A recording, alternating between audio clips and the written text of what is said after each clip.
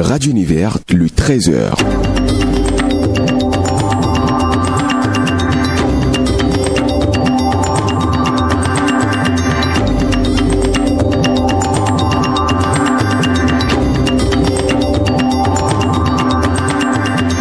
Samedi 20 avril 2024, bonjour à toutes et à tous, bienvenue sur Univers Midi. Les étudiants inscrits en Master 1 à l'École nationale d'administration ENA composent depuis le samedi dernier les sessions paires. Ces compositions se déroulent chaque samedi et concernent les étudiants inscrits en administration des impôts, administration des finances et du trésor, gestion des marchés publics, gestion des ressources humaines et administration générale. Le comité de gestion des résidences CGR de l'Université de Parakou tient le 24 avril prochain la nuit des résidents, occasion pour les étudiants en cabine universitaire de se retrouver autour d'activités saines. Objectif, la communion, le partage d'expériences, le réseautage et des sensibilisations détaillées dans ce trésor.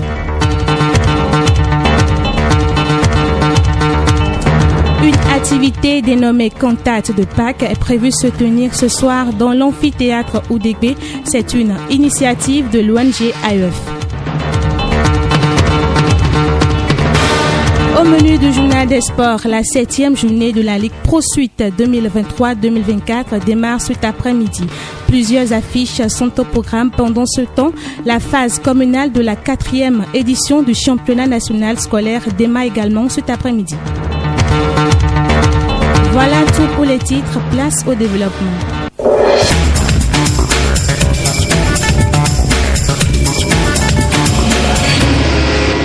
Bienvenue à toutes et à tous. Les étudiants inscrits en Master 1 à l'École nationale d'administration ENA composent ce matin les sessions paires de l'année académique 2023-2024. Ces sessions concernent les étudiants inscrits en administration des impôts, administration des finances et du trésor, gestion des marchés publics, gestion des ressources humaines et administration générale. Les bâtiments C, G et D abritent les compositions. Elles ont débuté le samedi 13 dernier et prennent fin le 1er juin prochain. Je l'annonçais en titre. Une activité culturelle est prévue se tenir ce soir ici à l'université d'Abomey-Calavi. Dénommée Cantate de Pâques, cette activité émane de l'organisation non gouvernementale AEF. Elle est prévue se dérouler dans l'amphithéâtre Oudégbé. Pour cette activité, il est prévu des prestations artistiques. Après, s'en suivra un message du président de l'ONG sur le changement de mentalité. Gaspose Todé, coordonnateur du comité d'organisation. Il s'agit d'une soirée culturelle où nous aurons à voir de différentes prestations culturelles venant de l'Afrique d'abord, après la Corée du Sud et en Amérique latine. Pour cette soirée qui va durer 4 heures de temps, qui va commencer à partir de 18h et va terminer à 21h, nous aurons à assister à des jeunes que nous appelons les Rochester qui vont présenter des prestations de taekwondo. Donc ils auront également à prester beaucoup de chansons locales. Nous prenons le changement de mentalité. Donc après ces différentes prestations, le président résident au Bénin de l'ONG AEF va passer pour un message sur comment nous devons changer notre perception par rapport à tout ce que nous voyons, toute situation que nous rencontrons. Comment faire, quelle mentalité nous devons avoir pour surmonter toutes ces difficultés. L'ONG AEF est répartie dans toutes les villes du Bénin. On quitte l'UAC pour l'université de Parakou où les étudiants en résidence se donnent rendez-vous le 25 avril prochain pour festoyer ensemble. Il s'agit de la nuit des résidents avec à la direction le comité de gestion des résidences CGR. Pour l'occasion, ces étudiants vont profiter pour se connaître davantage, se détendre, ceci après des prestations, un dîner et une soirée dansante. Gilles Tchegnon, le CGR, promet de bons instants aux étudiants. La nuit des résidents est un moment pour changer d'air. Derrière des mois passés en amphithéâtre, cette nuit favorise le réseautage, la détente et le partage. Yves Dansa, président du comité de gestion des résidences. La nuit des résidents que nous organisons vise à divertir les étudiants en général et les résidents en particulier. Ça permet de favoriser les interactions entre les résidents et de créer une ambiance festive. Ça nous permet de nous divertir après plusieurs mois de travail. L'année des résidents a pour objectif spécifique de créer non seulement un instant de réjouissance et d'épanouissement entre les résidents, mais aussi une occasion de partager et d'échanger entre ces derniers. 3 principales activités sont prévues pour la nuit des résidents. Le comité de gestion des résidences a pensé à une piste de détente et plusieurs plats pour la réjouissance. Yves Daonsa. Il y aura une piste de danse et une restauration gastronomique avec une variété de plats délicieux et adaptés aux différents régimes alimentaires. Il y aura aussi des prestations artistiques telles que des danses, des interprétations et des zones de détente seront prévues pour compléter l'ambiance festive. Au nombre des innovations, il y a l'instauration des places VIP. L'équipe de Yves Daonsa a été installée le 1er octobre 2023 en tant que 18e bureau à la tête du comité de gestion des résidences. Le transport universitaire va reprendre bientôt. C'est une exclusivité que vous donne la station universitaire. Elle émane des propos d'Éléonore Yahi Ladécan, la ministre de l'Enseignement supérieur et de la Recherche scientifique. En réponse à l'une des questions sur les dispositions en cours pour la reprise des bus universitaires suspendus depuis le 17 février 2023, l'autorité de tutelle a rassuré et a donné des précisions. Que retenir de ces explications? La réponse avec Boris Agbalika. La vie normale du transport universitaire, c'est imminent. Et ce, avec une nouvelle extension vers d'autres lignes et d'autres universités nationales. Éléonore Yahi Ladécan, la chargée de l'enseignement supérieur au Bénin, annonce expressément. Le transport va reprendre. Et le transport non seulement va reprendre là où on a l'habitude de le faire, va prendre en compte de nouvelles lignes selon les besoins et va également s'étendre à d'autres universités pour que la couverture soit parfaite, même si elle n'est pas à 100%, ça va être un bon début qui va pouvoir se renforcer au fil des années. L'idée derrière la suspension des moyens de transport de la couche estudiantine, c'est la réfection totale de ceux-ci. Et pour raison, ces bus étaient tous vétustes selon l'autorité. Les assermentés sont jusqu'à présent en charge des travaux. C'est depuis l'année dernière qu'il a été constaté que ces bus ont commencé par prendre feu. Ces bus ont affiché leurs limites et nous avons ainsi accéléré ce qui est prévu dans la réforme. Ce qui est prévu dans la réforme, c'est de pouvoir céder ça à ceux qui savent faire ça. C'est qui les professionnels en matière de transport qui vont assurer une durabilité aux bus et en même temps faire un modèle économique en termes de consommation de carburant. Les autorités gouvernementales et ministérielles n'ont aucunement bourdé les oreilles face aux problèmes des étudiants. Patrice Talon, le numéro 1 béninois en personne, prend à bras le corps le dossier transport universitaire et y met de la pression. Éléonore Yahi Ladécan. Le chef de l'État a rattrapé donc la commission dans la réforme qui est en cours pour dire qu'il faut intégrer cela.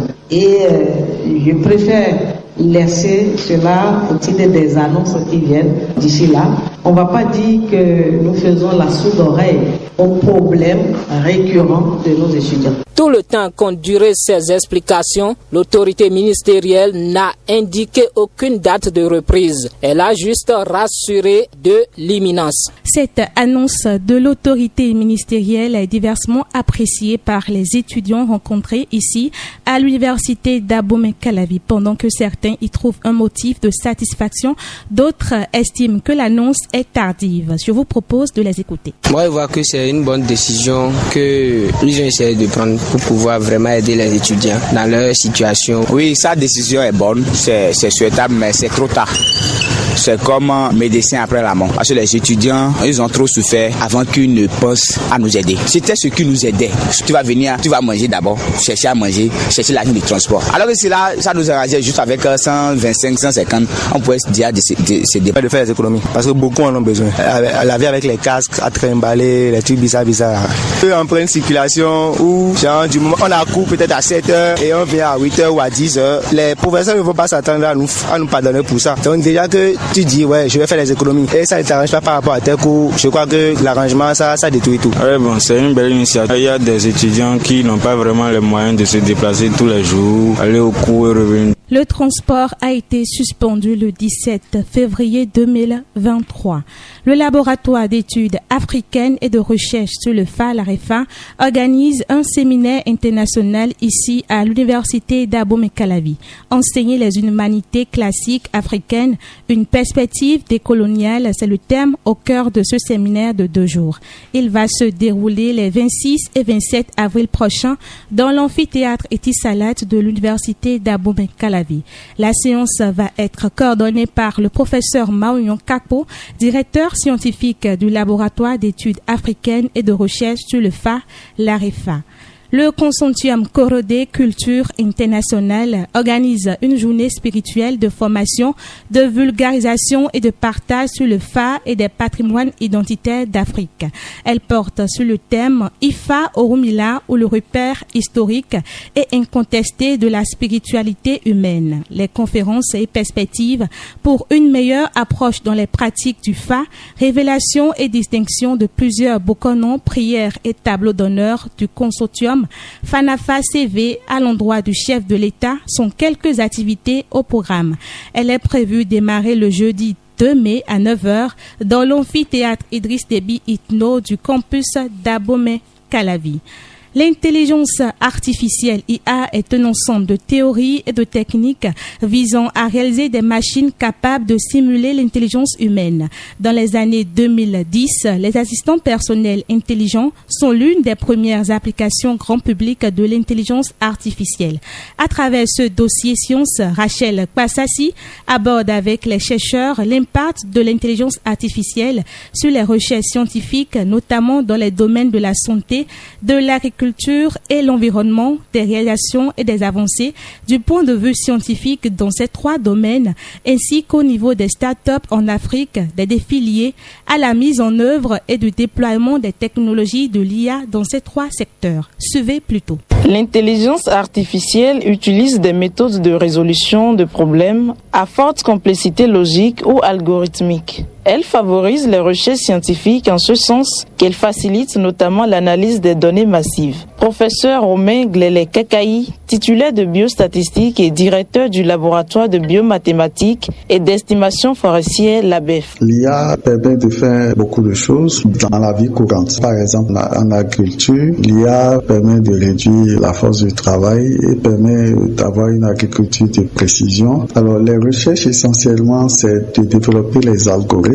Par exemple, au niveau du laboratoire de biomathématiques et d'estimation forestière, on s'emploie à développer des algorithmes, mais aussi à comparer des algorithmes existants. Les algorithmes sont déjà là et on va les comparer par rapport à une tâche précise pour estimer le rendement d'une culture, pour détecter très rapidement un certain nombre de maladies. Par exemple, les maladies rénales, comment faire pour pouvoir détecter sans passer par des analyses médicales qui sont très coûteuses. Les réalisations et avancées de l'IA du point de vue scientifique ne sont pas les moindres dans les domaines de la santé, de l'agriculture et de l'environnement. Fatou Bintou Ndiaye, doctorante en imagerie médicale à l'École supérieure polytechnique ESP de Dakar. Pour certaines réalisations notables qui incluent des algorithmes de diagnostic médical avancés et des systèmes de surveillance environnementale basés sur l'IA et des techniques de gestion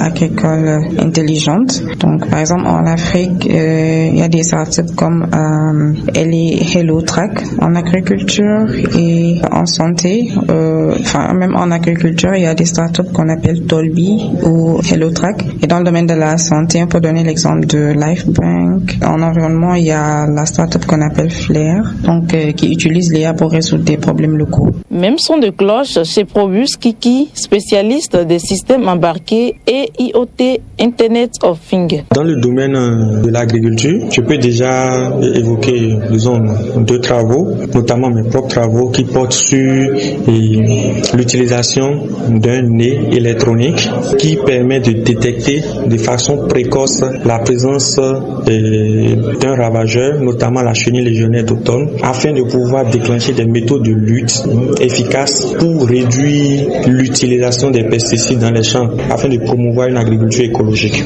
Nous avons d'autres travaux qui permettent de prédire, par exemple, les récoltes à travers des images des cultures prises par drone, par exemple, pour pouvoir anticiper sur le processus de récolte et le processus de stockage, de transport, de vente par la suite, de façon à améliorer les performances du processus. L'intelligence artificielle est confrontée aujourd'hui à une variété de défis. Il s'agit entre autres de la couverture de la connexion Internet, de l'intégration des systèmes et des données. Fatou Bintou Ndiaye. Des défis subsistent tels que l'accès limité aux données, qui est très important par exemple en Afrique parce qu'on a vraiment des problèmes pour avoir des données, la formation spécialisée dans ce domaine-là et aussi surtout le financement. Le professeur Romain Glele-Kekaï aussi sur les défis liés à la mise en œuvre et au déploiement des technologies de l'IA. Une technique qui demande beaucoup d'énergie. Parce que vous ne maîtrisez pas l'énergie électrique, vous ne pouvez pas utiliser l'IA. Et l'IA nécessite aussi l'Internet. Donc le Wi-Fi, il faut une bonne connexion et une bonne couverture. Il faut noter qu'il existe 3 types d'IA. L'intelligence artificielle étroite, ANI, l'intelligence artificielle générale, AGI, et la superintelligence artificielle, ASI.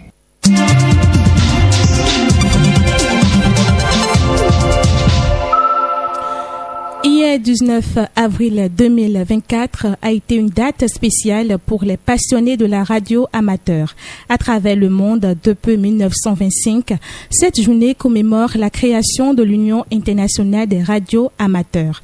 En hommage à cette journée, Yannick Zunchegbe, rédacteur en chef de la plateforme en ligne sociale Vecom, revient ici sur l'influence des médias numériques sur les médias traditionnels. Les médias traditionnels aujourd'hui peuvent se sentir menacés avec l'avènement du numérique. Autrefois, ils étaient les principaux arbitres de l'information, si je peux le dire ainsi, parce que lorsque quelque chose se passe dans le pays, lorsqu'il y a un événement, le premier réflexe de tout citoyen était d'allumer son poste radio et de voir si l'information était vérifiée. Le réflexe était d'allumer la télé pour voir si effectivement l'information est vérifiée. Mais aujourd'hui, c'est beaucoup plus les blogs d'information, c'est beaucoup plus YouTube, c'est beaucoup plus les réseaux sociaux pour pouvoir vérifier la véracité de l'information. Donc cela conduit à une perte drastique de l'audience des médias traditionnels. Les audiences se fragmentent. Les gens ont désormais accès à une multitude de sources d'informations en ligne. Donc ça réduit considérablement l'audience des médias traditionnels. Et donc cette perte d'influence-là pourrait être perçue comme une remise en question du rôle des médias traditionnels dans la société. La perte d'audience et la baisse de revenus sont également des problèmes qui minent les médias traditionnels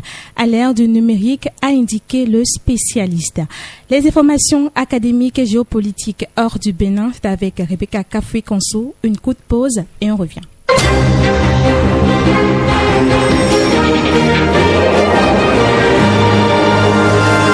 Rebecca Kafui-Konsou, bonjour. Bonjour Doris Aroloupe. 1304 établissements scolaires ont été réouverts au Burkina Faso selon l'UNICEF. Cela montre une baisse des fermetures d'établissements scolaires sur l'ensemble du territoire national, a notifié les derniers rapports de l'UNICEF Burkina Faso. Le nombre est passé de 5336 établissements fermés en fin février 2024 à 5319 en fin mars 2024. Le nombre d'élèves affectés par la fermeture des établissements est également en baisse. Ils sont passés de 823 340 en fin février à 818 149 en fin mars 2024. Important à retenir, 1304 établissements ont été rouverts et 410 945 élèves déplacés internes ont été recensés. Toutes ces informations se retrouvent sur la page Facebook de l'UNICEF.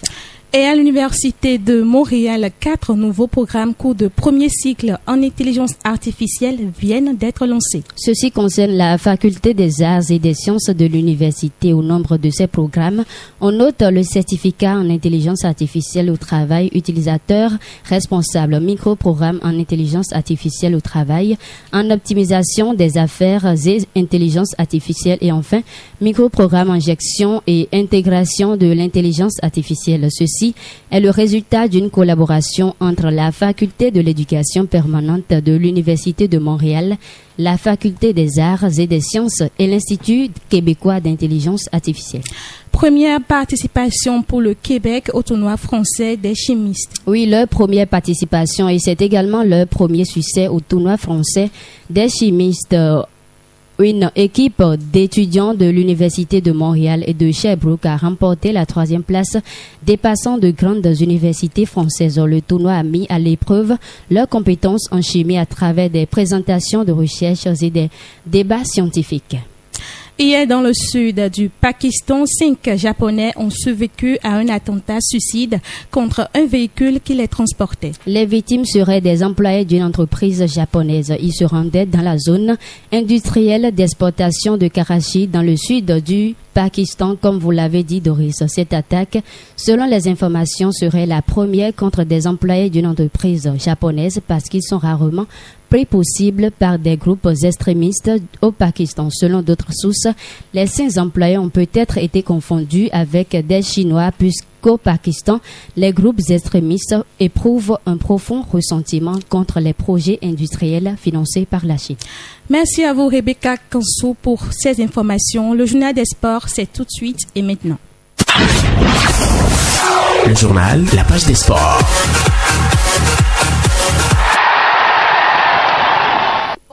Houdegbe, bonjour. Bonjour Doris, Aroulukbey, bonjour à tous nos amis sportifs. 4e édition du championnat national scolaire, la phase communale démarre ce jour. Le ministère des Sports organise conjointement avec le ministère des enseignements secondaires, techniques et de la formation professionnelle la 4e édition du championnat national scolaire des collèges et lycées d'enseignement scolaire. Celle-ci démarre par la phase communale prévue démarrer ce jour au 4 mai prochain sur toute l'étendue du territoire national. Pour la présente édition, environ 44 000 athlétistes de moins de 15 ans, U15 venus de 653 collèges et lycées participeront à la phase communale, dont 19 000 jeunes filles. Les disciplines retenues sont les suivantes: football masculin, féminin, handball féminin, basketball masculin, volleyball masculin et l'athlétisme masculin et féminin. Ligue Pro Suite, saison 2023-2024, revient ce week-end avec à la clé les affiches de la 7e journée. Dans la zone AB, Dynamique reçoit Soleil à Djougou. Abeille va offrir ses hospitalités à Dynamo de Parakou. Buffle accueille Audio. Aussi à Parakou, Real Sport affronte Panthère à Wessé. La Estonais va tenter de gronder devant Beke à Boykan. Dans la zone C et dans la zone D, l'AS Police affronte Asvo à René Pleven. À Inonvi va disputer les unités avec Jeffa. De l'autre côté de Semé Kraké, la jeunesse sportive de Ouida défie Adidja. Étoile filante va disputer les 3 points avec Franco Omnisport. Et pour finir, la jeunesse athlétique de Kétou va se mesurer à Aziza de Kétou. Pour rappel, toutes ces rencontres sont prévues démarrer à 16h. Tournoi UFOAB qualificatif à la CAN 17 2024. Les Guépards d'eau du Bénin sont logés dans la poule A. L'UFOAB a procédé hier à Abidjan au tirage au sort des groupes du tournoi UFOAB U17 Ghana 2024 qualificatif pour la prochaine CAN de la catégorie. Au thème de ce tirage, la sélection béninoise a été logée dans le groupe A constitué de 3 pays, ceux-ci avec le pays hôte, le Ghana, et de la Côte d'Ivoire. La composition des différents groupes du tournoi se présente comme suit. Dans le groupe A, on retrouve le Ghana, la Côte d'Ivoire et le Bénin. Le groupe B est composé du Burkina Faso, du Nigeria, du Togo et du Niger. Pour rappel, la compétition aura lieu du 15 au 28 mai prochain au Ghana. Aujourd'hui, Doris, se jouent les demi-finales allées de la Ligue des champions de la CAF à 14h. Le TP Mazembe joue à Arli. 6 heures plus tard, l'Espérance de Tunis est face à Mamelodi Sundowns. Et je profite pour annoncer qu'aujourd'hui, le monde entier célèbre la journée du bras de fer sportif.